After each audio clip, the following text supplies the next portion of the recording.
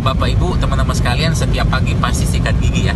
Pasti sikat gigi, pasti menggunakan odol yang ternyata pertama dari sisi odolnya sendiri ya, itu sebenarnya ada satu bahan di situ yang sebenarnya tidak baik untuk dimasukkan ke dalam pasta gigi. Yaitu apa? Yaitu fluoride. Itu yang pertama. Lalu kalau dilihat bahan-bahan yang lainnya itu memang subhanallah sebenarnya itu bahan kimia semua. Tips saya buat Bapak Ibu, teman-teman sekalian, kalau Anda pengen sikat gigi ya, kalau masih menggunakan odol yang biasa ya, atau pasta gigi biasa, ambil sedikit sekali. Jadi mungkin kalau boleh saya katakan seujungan jari aja lah, seujungan jari secuil aja gitu. Mungkin seukuran apa tuh namanya, beras ya, itu udah cukup. Karena apalagi banyak pasta gigi yang pakai deterjen.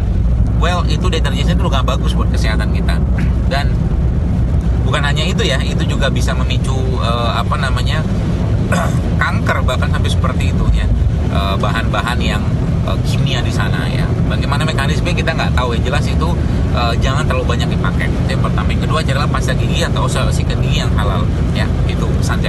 Lalu bagaimana Nabi kita Shallallahu Alaihi Wasallam mengajarkan atau mewasiatkan kepada kita tentang hal ini? Ternyata Rasul pun mengajarkan sebuah hal yang sederhana tapi penuh berkah. Jadi apapun dikerjakan Nabi itu, kalau kita kerjakan atau kita lakukan, itu kita dapat manfaat, dan yang paling utama kita dapat berkahnya, teman-teman sekalian, dapat berkahnya.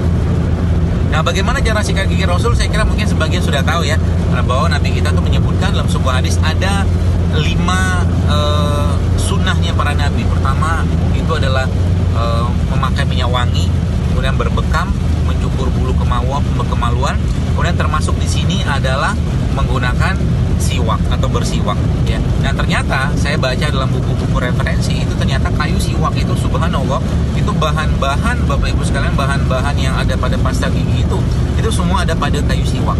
Saya bawa kayu siwak, oke? Jadi maaf. Jadi ada pada kayu siwak itu. Apa? Ada sebut apa? Ada fluoride-nya, ada namanya natrium kloridanya, kemudian bahan-bahan yang sifatnya antiseptik yang kita perlukan untuk gigi kita sebenarnya ada pada kayu siwak ini ya.